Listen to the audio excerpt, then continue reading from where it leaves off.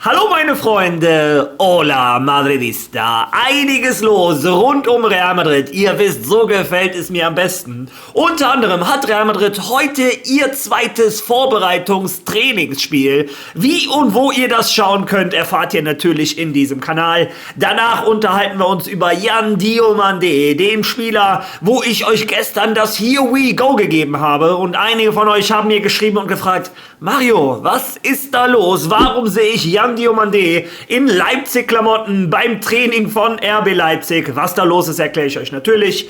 Ja, wenn man über Diomande redet, bleibt uns nichts anderes übrig, als uns auch über Vini Junior zu unterhalten. Wie sieht es da mit der Vertragsverlängerung aus?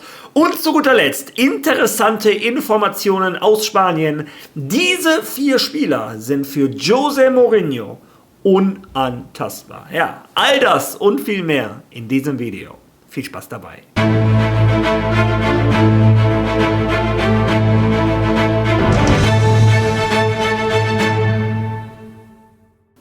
Ja, lasst mich dieses Video mal wieder mit diesem Prachtstück starten. Ich habe eine unglaublich tolle Resonanz von euch bekommen. Wie gesagt, dieses tolle Arda Güler mit der Türkei-Emblem wird am Samstag bei meinem Live-Watch-Along verlost. Alles, was ihr dafür tun müsst, ist auf meinem Instagram-Post. Ihr müsst mir auf Instagram folgen und auf YouTube logischerweise.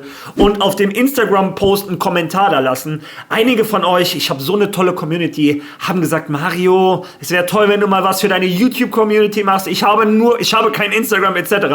Aber selbst das habt ihr total nett und höflich formuliert. Also ihr seid echt die Besten. Aber eine Sache wollte ich noch mal klar machen, warum ich das nicht exklusiv für YouTube-Community mache, obwohl es im Endeffekt ja die gleiche Community ist, meiner Meinung nach. Ja, ganz einfach, YouTube bietet mir nicht die Möglichkeit. Das Einzige, was ich bei YouTube machen könnte, wäre einen bestimmten Kommentar unter einem bestimmten Video suchen lassen. Das ist total kompliziert. Ich habe es schon x-mal probiert, ist immer in die Hose gegangen. Dann sage ich zum Beispiel, schreibt Arda Güler, dann schreiben es einige zusammen, einige getrennt. A groß, G klein oder mit U oder was auch immer. Und bei Instagram gibt es halt diese Funktion, such mir aus den ganzen Kommentaren irgendeinen raus, ohne dass ich da irgendwas falsch machen kann, ohne dass ihr was falsch machen könnt. Und deshalb habe ich diesen Weg gewählt.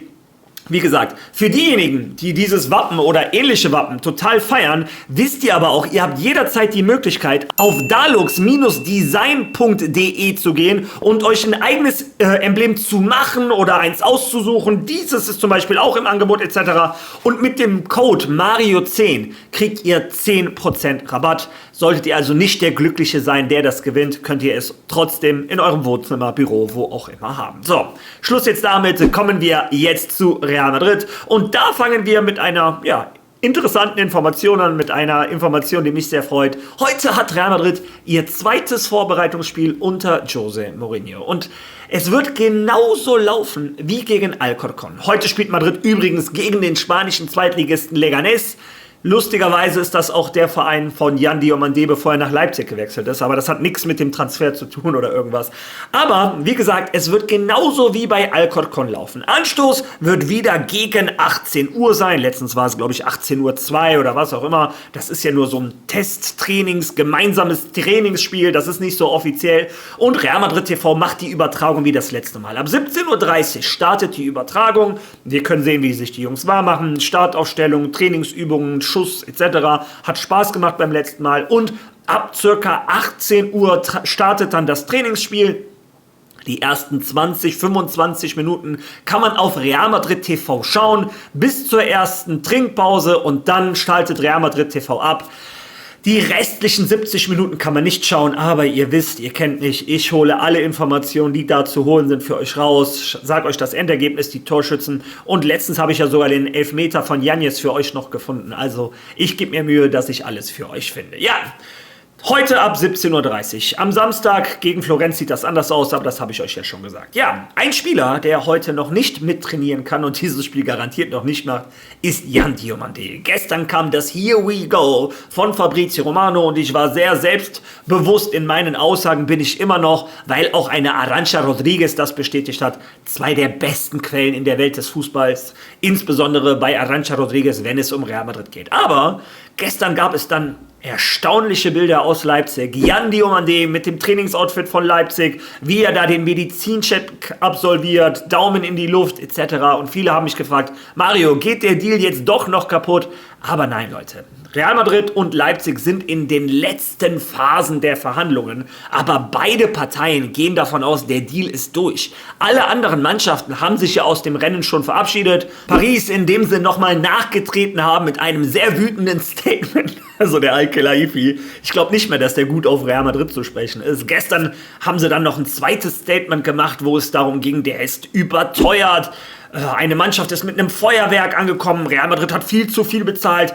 Da sieht man, in welcher Situation Real Madrid gerade steckt. Also, die versuchen wirklich mit Dreck zu werfen, weil sie sehr wütend sind. Naja, wie dem auch sei, alle anderen Mannschaften sind aus dem Transferrennen raus. Yan Diomande möchte Leipzig verlassen, möchte den nächsten Schritt gehen. Und ich sage jetzt mal, sogar ein Florian Plettenberg, der mit Fabrizio Romano sich richtig in die Haare bekommen haben wegen diesem Transfer, sogar er, der größte Befürworter dafür, dass der Deal noch nicht feststeht, hat gestern geschrieben, Real Madrids zweites Angebot für Yan Diomande, Paket von 110 bis 115 Millionen, wurde noch nicht abgelehnt. Ein Deal in Höhe von rund 120 Millionen gilt als realistisch. Aber weitere Gespräche über die Struktur sind nötig. RB Leipzig wünscht sich eine höhere garantierte Summe und weniger leistungsabhängige Boni.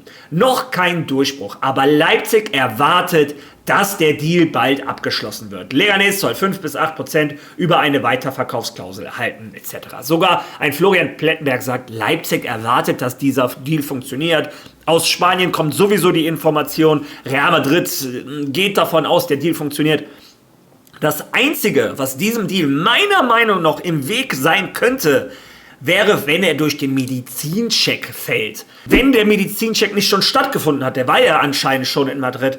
Ja, wie gesagt, im Grunde und Ganze ist das Ganze durch. Ihr könnt euch also beruhigen.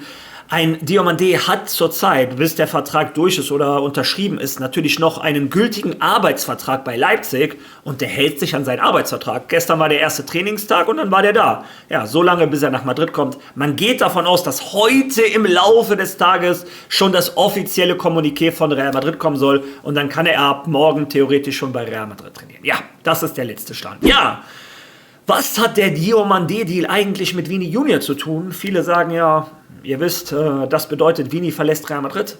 Hören wir uns mal an, was Sky Sport aus England zu sagen hat.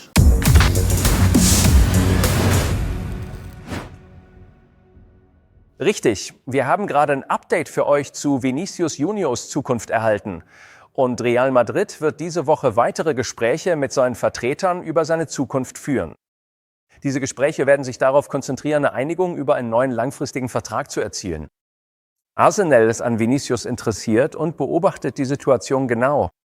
Sky Sports News wurde mitgeteilt, dass der geplante Deal von Real Madrid zur Verpflichtung von Yande Amate von RB Leipzig keinen Einfluss auf die Situation von Vinicius hat. Manager José Mourinho möchte ihn behalten und der Verein möchte, dass er einen neuen Vertrag unterschreibt. Ja, ihr habt es also selber gehört. Real Madrid und Vini Junior, oder besser gesagt, die Berater von Rock Nation setzen sich diese Woche mit Real Madrid zusammen. Das Ziel von allen Parteien, und das betone ich extra nochmal, vielleicht außer Rock Nation, die wollen natürlich nur schauen, wo sie das meiste Geld bekommen, aber das Ziel von dem Vini Junior und dem Real Madrid ist ganz klar, eine Vertragsverlängerung soll her. Und auch ein Florian Plettenberg, bleiben wir heute mal bei dem, aber nicht, dass es am Ende heißt, ich bin Team Plettenberg. Also wie gesagt, für mich ist die beste Quelle immer noch ein Fabrizio Romano. Aber wie dem auch sei, er sagt, verstehen wir, dass Real Madrid nun ein Gegenangebot an Vini Junior und sein Lager geschickt hat, um seinen Vertrag zu verlängern. Real hofft, nach Monaten von Verhandlungen eine Einigung zu erzielen. Der Verein ist sich des Interesses von Arsenal bewusst. Arsenal bereitet ein erstes offizielles Angebot vor und ist bereit, es einzureichen. Vinicius Juniors Lager wurde informiert, aber auch da, es gibt anscheinend das erste Gegenangebot von Real Madrid. Ja, und ich bleibe der Meinung, wenn beide Parteien im Endeffekt das Gleiche wollen, beide wollen, dass ein Vini Junior bei Real Madrid verlängert, ja, dann müssen beide Parteien zähneknirschend sich irgendwo in der Mitte treffen und dann ist gut. Ich meine, ich kann beide Parteien verstehen. Ich kann natürlich einen Vini Junior verstehen. Er ist der Meinung, ich habe mit Real Madrid zweimal die Champions League gewonnen. Ich habe zu Covid-Zeiten 2- oder 3-mal mein Gehalt reduziert, damit es dem Verein gut geht. Aber ich habe jahrelang Leistung für diesen Verein gebracht. Okay, die letzten 2 Jahre waren nicht meine besten, aber ich bin einer der besten Fußballer der Welt. Ich bin einer der Stars von Real Madrid. Ich möchte so auch bezahlt werden. Die Sicht der Dinge kann ich verstehen. Aber ich bin Madridista, bei mir steht der Verein über jeden einzelnen Namen. Und ich kann auch Real Madrid verstehen, die sagen, sorry, aber wenn wir dir das Gleiche zahlen wie ein Mbappé, kommt irgendwann ein Bellingham und sagt, ich möchte auch das Gleiche. Dann kommt irgendwann ein Arda Güler und sagt, hör mal, wieso verdienen die 5-mal so viel wie ich? Dann kommt irgendwann ein Rodri, wenn der Transfer durchgeht, oder ein Diomandé und die sagen alle, hör mal, ich bin auch international, was auch immer, und möchten zu viel Geld. Und dann geht ein Verein über die Wupper. Das hat der FC Barcelona gezeigt. Palancas. Und sehr viel Glück, dass die aus der Jugend gute Generation erwischt haben. Es gab auch Generationen vom FC Barcelona, die diesen Verein nicht gerettet hätten. Naja, wie dem auch sei, Real Madrid möchte sich einfach nicht auf dieses dünne Eis bewegen und das kann ich auch verstehen, aber ich bleibe dabei, beide Parteien wollen das Gleiche, ich glaube, wir Fans wollen das Gleiche, viele von euch sehen das anders, ich bin immer noch im Boot Vini Junior und vor allem für den Fußball, den ein José Mourinho spielen lassen möchte, einen schnellen, vertikalen Konterfußball, gibt es nichts Besseres als ein Vini Junior. Und deshalb, ja, ich hoffe einfach, dass der Brasilianer verlängert. Ja, und kommen wir jetzt zum Hauptthema des heutigen Videos. Es gibt bei Real Madrid eine Menge Bewegung. Sehr viele neue Spieler kommen. Das Problem ist, nicht sehr viele Spieler gehen. Es gibt Spieler, die unbedingt alles dafür tun wollen, bei Real Madrid zu bleiben. Es ist auch nicht so einfach, bei Real Madrid reinzukommen. Wenn du einmal da bist, dann tust du dir natürlich sehr schwer, Real Madrid zu verlassen.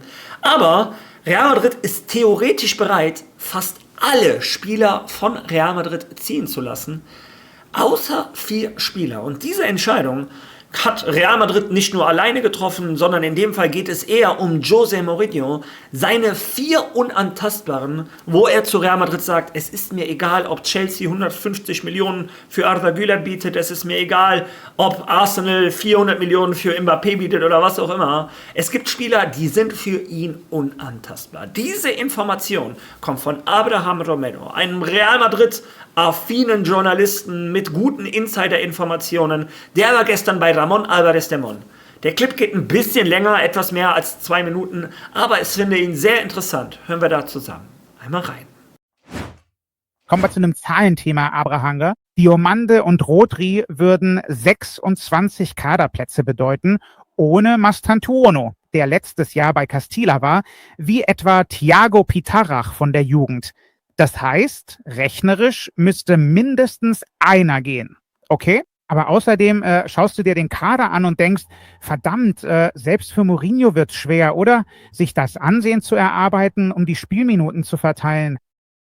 Deshalb scheint es doch gesunder Menschenverstand zu sein, oder? Abgesehen von dem, was uns unsere Informationen liefern können, ist es logisch, dass wenn 6 weitere Neuzugänge plus Endrick kommen, noch mehr Leute gehen müssen als bisher. Wo stehst du gerade? An welchem Punkt bist du im Moment? Jetzt gerade? Also schau, das ist das Thema, das mich am meisten im ganzen Sommer interessiert hat. Natürlich erregen die Neuzugänge viel Aufmerksamkeit, aber das eigentliche Thema bei Madrid ist jetzt, dass es eine Situation in der Kabine gibt, in der einfach niemand gehen will. Madrid muss Leute abgeben. Das führt also zu einer gewissen Nervosität in der Kabine, schon seit dem Ende der letzten Saison, weil viel von einer Revolution die Rede war, davon viele Positionen zu verändern in einer Mannschaft, die praktisch 4 oder 5 Jahre lang zusammengespielt hat, mit ihren Freundschaften, ihren Beziehungen, mit ihrem, viele Geschichten, oder? Und ich glaube, dass die Ankunft von Mourinho da für viele Leute Klarheit geschaffen hat. Und es stimmt, dass nach dem Streit zwischen Tchouaméni und Valverde es den Anschein hatte, als hätte der Club Partei für einen der beiden ergriffen oder dass der Club beide verkaufen könnte, wie es damals hieß. Ich habe von Anfang an gesagt, dass Madrid mit beiden plant, besonders mit Valverde als erstem Kapitän. Offensichtlich war das eine Situation, die nicht gefallen hat, aber sie sind mit beiden weitergegangen. Tchouaméni steht tatsächlich kurz davor, seinen Vertrag mit dem Club zu verlängern. Eine Vertragsverlängerung, bei der wir sehen werden, was sie letztendlich bedeutet. Denn manchmal wird verlängert, um einige Bedingungen zu ändern. Und dann kommt ein Angebot, das einen schwindelig macht und man kann nicht Nein sagen, wenn der Spieler gehen will. Aber gut, die aktuelle Situation ist, dass Madrid und vor allem Mourinho eine Liste von Unantastbaren haben, die mit Fede Valverde beginnt, dann Arda Güler, dann Jude Bellingham und schließlich Kylian Mbappé. Aktuell ist Fede Valverde absolut unantastbar. Der Verein weiß zwar, dass er beim Streit falsch lag, doch er bleibt Kapitän und ein Spieler, den Mourinho sehr schätzt. Genau so ist es. Bellingham und Mbappé sind, nun ja, die absoluten Säulen dieses Teams auf allen Ebenen, besonders nach der letzten Weltmeisterschaft. Und Güler ist so ein bisschen das junge Element, dem man viel zutraut und der auch Mourinho sehr gut gefällt. Ja, ihr habt es selber gehört. Real Madrid muss logischerweise Spieler loswerden. Die haben jetzt schon zu viele Spieler für ihren Kader. Und so wie es aussieht, arbeitet Real Madrid ja noch an Rodri. Ich möchte hier nichts jinxen, aber es könnte theoretisch ja noch ein Transfer dazukommen. Und Real Madrid hat jetzt schon den Kaderplatz voll, obwohl letztes Jahr 2 Spieler mit der Castilla-Feature gespielt haben, also mit dem Castilla-Vertrag oder wie auch immer man das nennen möchte. Ja, wie dem auch sei, José Mourinho, da wo es sehr viel Bevölkerung gibt im Mittelfeld und nach vorne, ist José Mourinho theoretisch bereit, dass alle gehen können. Brahim theoretisch fällt mir ein, Rodri fällt mir ein, Vini theoretisch wegen seiner Vertragssituation, das macht Abraham Romero im Nachhinein auch klar, dass eigentlich ein Vini auch unantastbar wäre, aber wegen der Vertragssituation, wenn der Verein und der Spieler sich nicht einigen, würde ein Mourinho mit Zähneknirschen diesen Transfer hinnehmen, aber er möchte es eigentlich nicht. Aber Camavinga, Tchouaméni etc., all diese großen Namen im Mittelfeld, Pitarch etc., könnten den Verein theoretisch verlassen. Außer die 4 Spieler, die ihr gerade gehört habt. Unantastbar ist ein Mbappé, unantastbar ist ein Bellingham, unantastbar ist ein Fede Valverde, der Kapitän von Real Madrid, und unantastbar ist ein Arda Güler, sowohl für José Mourinho als auch für Real Madrid. Und den jungen Türken möchte ich in diesem Fall einmal speziell herausnehmen, weil hinter ihm, ja, laut vielen Medienberichten oder laut vielen von euch auch das größte Fragezeichen steht. Alle sagen, Fede Valverde ist als Kapitän, der spielt immer, Bellingham und Mbappé sind 2 der 3 Stars von Real Madrid, die spielen auch immer, aber ein Arda Güler wird es sehr, sehr schwer haben, Minuten zu bekommen bei der ganzen Konkurrenz etc. Naja, was wir inzwischen wissen oder was wir bisher wissen, sind Theorien vom AS, von Marca etc., irgendwelche Möchte-gern-Experten. Ja, aber was wir aus allen Parteien hören, ist immer wieder das Gleiche. Der junge Türke ist unantastbar, Florentino Perez liebt ihn, unter Xabi Alonso hat er immer gespielt, unter Arbeloa hat er immer gespielt und ein José Mourinho, wie wir gerade selber gehört haben, hat Madrid klargemacht, verkauft wen ihr wollt. Aber diese 4 Jungs auf keinen Fall. Ja, und ich bin gespannt, was ihr zu diesen 4 Namen sagt. Seht ihr das genauso wie José Mourinho? Lasst mal in den Kommentaren, wer für euch die unantastbaren Spieler von Real Madrid werden. Ja, bin ich auf jeden Fall mal gespannt. Dann noch eine Aussage. Ich hatte euch gestern versprochen, dass ich euch einen sehr emotionalen Brief von Yan Diomandé an seine Schwester vorlese. Dazu werden wir hoffentlich morgen kommen. Ich möchte warten, bis der Deal 100% fix ist, von Real Madrid bestätigt. Ich möchte hier nichts jinxen und ich finde, das passt dazu, wenn er neuer Spieler von Real Madrid ist. Dazu hat der Marca auch einen sehr interessanten Artikel darüber geschrieben, was der Plan von Arda Güler ist für seine Zukunft unter Real Madrid. Dazu kommen wir auch morgen, aber ich möchte nicht, dass das heutige Video aus allen Nähten platzt. Ja, wie dem auch sei, denkt dran, lasst mir ein Follow da, lasst mir auch ein Follow auf Instagram da, gerne auch auf TikTok. Wenn ihr das Ding gewinnen wollt, denkt dran, kommentiert das Video, wo es um Arda Güler ging. Ja, und ich würde vorschlagen, wenn ihr jetzt noch so nett seid, unter dieses Video ein Like dazu lassen und einen Kommentar, bin ich euch sehr, sehr dankbar. Wer noch kein Follow gemacht hat, klickt drauf, unterstützt mich ungemein. Ja, und ich würde vorschlagen, wir sehen uns morgen wieder. Ich freue mich. Die Themen kennt ihr schon zum Teil. Also, bis dahin. À la Marie!